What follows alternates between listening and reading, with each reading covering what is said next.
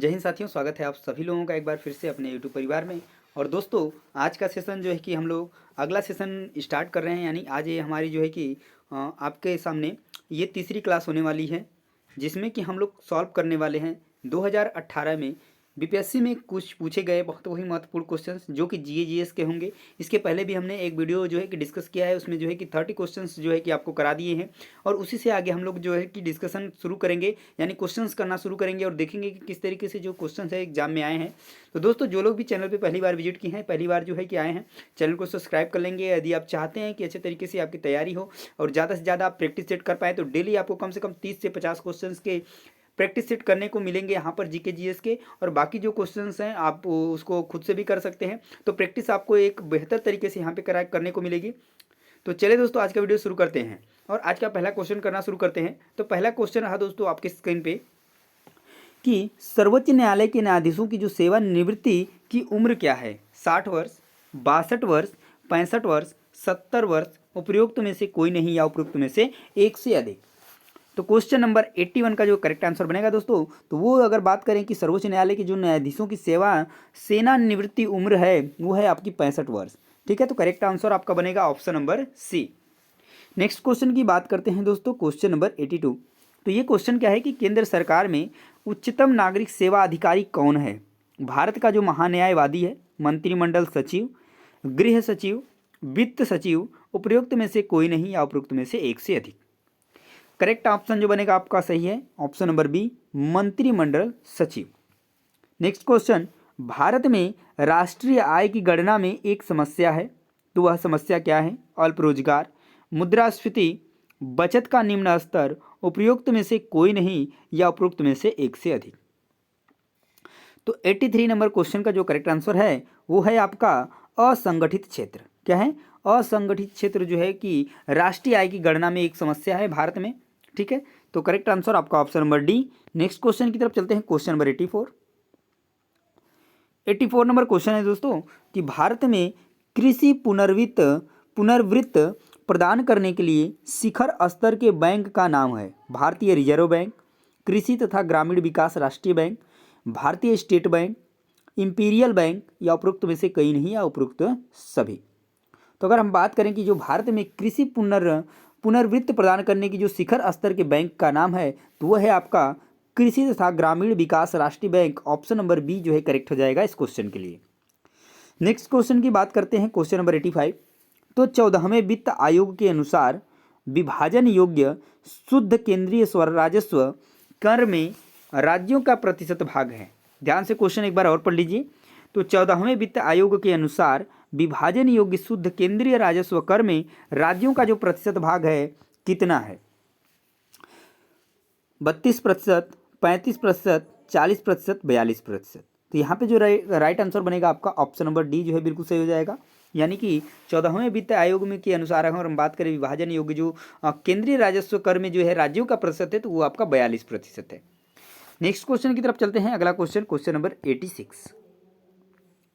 86 question है आपका कि भारत में किस क्षेत्र में प्रत्यक्ष विदेशी निवेश इक्विटी प्रवाह उच्चतम है? निर्माण क्षेत्र, ऊर्जा क्षेत्र, ऑटोमोबाइल क्षेत्र, सेवा क्षेत्र या उपरोक्त में से कोई नहीं या उपरोक्त में से एक से अधिक।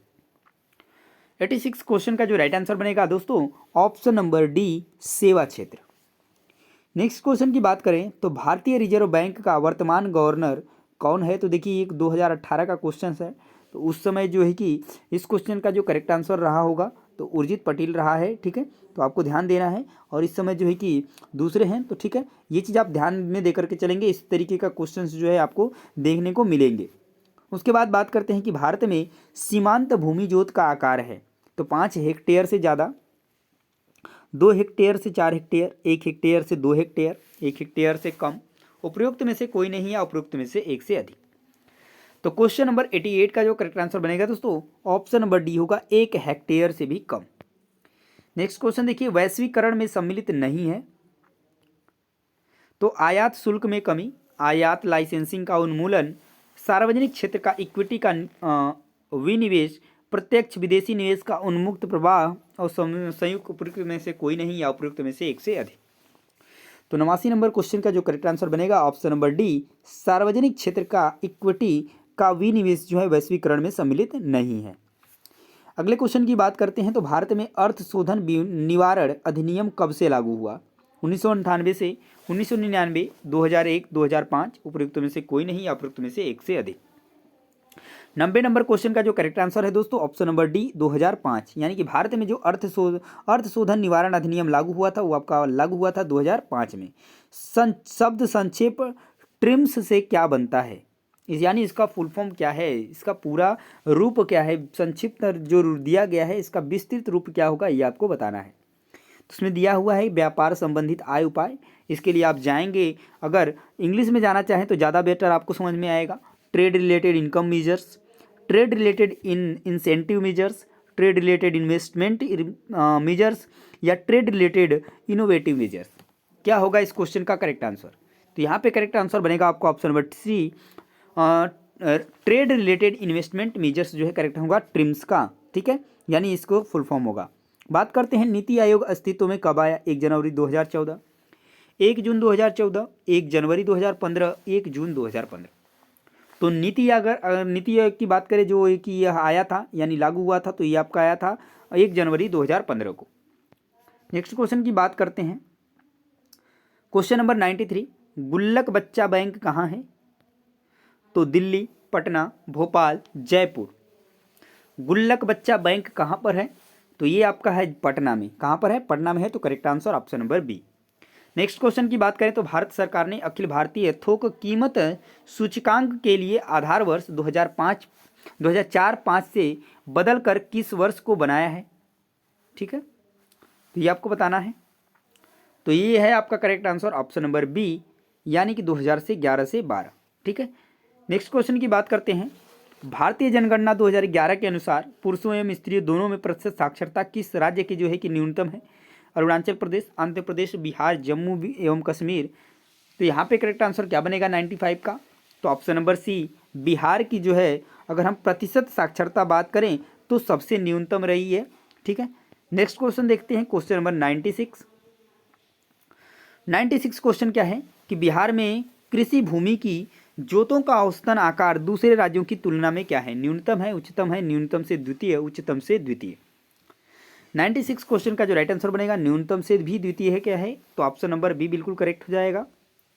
अगले क्वेश्चन की तरफ चलते हैं। तो 97 नंबर क्वेश्चन, भारत के किस राज्य की वर्तमान मूल्यों पर नवीनतम प्रति व्यक्ति आय न्यूनतम है? बिहार, उत्तर प्रदेश, उड़ीसा, नागालैंड या उपरोक्त में से कोई नहीं या उपरोक्त में से एक से अधिक। तो 97 नंबर क्वेश्चन का जो करेक्ट आंसर बनेगा option number A, Bihar. Next question की तरफ चलते हैं, क्वेश्चन नंबर 98। तो बिहार में नवीनतम वार्षिक प्रति व्यक्ति बिजली का उपयोग है? न्यूनतम, न्यूनतम से द्वितीय, उच्चतम या उच्चतम से द्वितीय। तो 98 क्वेश्चन का राइट आंसर बनेगा आपका ऑप्शन नंबर एक, बिहार में नवीनतम वार्षिक प्रति व्यक्ति बिजली का जो उपयोग है वो है न्यूनतम। नेक्स्ट क्वेश्चन की तरफ चलें, क्वेश्चन नंबर 99। तो भारत के किस राज्य में कपास का जो औसतन उत्पादन सर्वाधिक है? पश्चिम बंगाल, बिहार, असम, आंध्र प्रदेश, उपरोक्त में से कोई नहीं या उपरोक्त में से एक से अधिक। तो पूछा है कि औसतन उत्पादन सर्वाधिक किस में है, किस राज्य में भारत में, वो भी कपास का। तो राइट आंसर जो बनेगा आपका ऑप्शन नंबर डी, यानी कि आंध्र प्रदेश। ठीक है, नेक्स्ट क्वेश्चन की बात करते हैं, क्वेश्चन नंबर 100 क्वेश्चन है आपका, बिहार में प्रति 1 लाख जनसंख्या पर सड़क की लंबाई है? न्यूनतम, न्यूनतम से द्वितीय, उच्चतम, उच्चतम से द्वितीय। 100 नंबर क्वेश्चन का जो करेक्ट आंसर बनेगा तो ये बनेगा ऑप्शन नंबर ई, यानी एक से अधिक या एक इनमें से कोई भी नहीं। तो यहाँ पे आप राइट आंसर की तरफ जाएंगे ऑप्शन नंबर ई की तरफ। अगले क्वेश्चन की तरफ चलते हैं, क्वेश्चन नंबर 101। तो यहाँ पर दिया हुआ है 10,000 ईसा पूर्व में, यानी 10,000 ईसा पूर्व में विश्व की जनसंख्या कितनी थी? 2 मिलियन, 3 मिलियन, 4 मिलियन, 5 मिलियन या उपरोक्त में से कोई नहीं। तो इस क्वेश्चन में भी हम लोग किसकी तरफ चलेंगे? तो ऑप्शन नंबर ई की तरफ जाएंगे या उपरोक्त में से कोई नहीं। ठीक है, बात करते हैं कोकोस प्लेट किनके मध्य पाई जाती है? मध्य अमेरिका और प्रशांत प्लेट, दक्षिण अमेरिका और प्रशांत प्लेट, लाल सागर और फारस की खाड़ी, एशियाई प्लेट और प्रशांत प्लेट के बीच। तो ये जो है किनके मध्य पाई जाती है? Cocos plate. तो ये आपकी पाई जाती है दोस्तों मध्य अमेरिका और प्रशांत प्लेट के बीच में, तो करेक्ट आंसर बनेगा आपका option number A. Next question की बात करते हैं तो 103 जो क्वेश्चन है क्या कि संयुक्त राज्य अमेरिका का रस्ट बाउल निम्नलिखित में से किस प्रदेश से संबंधित है? ग्रेट लेक्स प्रदेश, अलाबामा प्रदेश, कैलिफोर्निया प्रदेश, पिट्सबर्ग प्रदेश, उपरोक्त में से कोई नहीं। 103 का जो करेक्ट आंसर बनेगा ऑप्शन नंबर ई, उपरोक्त में से कोई नहीं या एक से अधिक कह सकते हैं। ठीक है, बात करते हैं A104 की, तो निम्न में से कौन सा उपागम, ठीक है, प्रो अमर्त्य सेन से संबंधित है?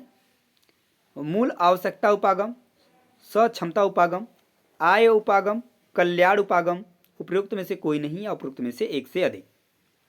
104 का क्वेश्चन का करेक्ट आंसर बनेगा सक्षमता उपागम जो है कि प्रोफेसर अमर्त्य सेन से संबंधित है। नेक्स्ट क्वेश्चन की बात करते हैं 105 निम्नलिखित में से कौन सा विश्व का कहवा पत्तन के नाम से जाना जाता है? Sao Paulo, Santos, Rio de Janeiro, Buenos Aires. Correct option जो बनेगा इस क्वेश्चन का वो बनेगा आपका सैंटोस, तो राइट आंसर बनेगा ऑप्शन नंबर बी। तो दोस्तों ये थे आज के सेशन में महत्वपूर्ण 25 क्वेश्चंस जो कि आपको आज हम लेकर आए हैं। तो क्वेश्चंस आपको कैसे लगे, वीडियो आपको कैसी लगी कमेंट में जरूर बताएं। और आगे भी ऐसे वीडियोस और आगे प्रैक्टिस सेट की बात करें तो लगभग 50 क्वेश्चन के आपको प्रैक्टिस सेट डेली मिलने वाले हैं। तो उसके लिए भी तैयार हो जाइए और चैनल को भी सब्सक्राइब कर लीजिए और बेल आइकन को प्रेस करना नहीं भूलिएगा, क्योंकि तभी जो है कि आपके पास नोटिफिकेशन पहुँचेगा जिससे आप वीडियो सबसे पहले देख पाएंगे। तो दोस्तों टाटा बाय बाय, मिलते हैं नेक्स्ट वीडियो में।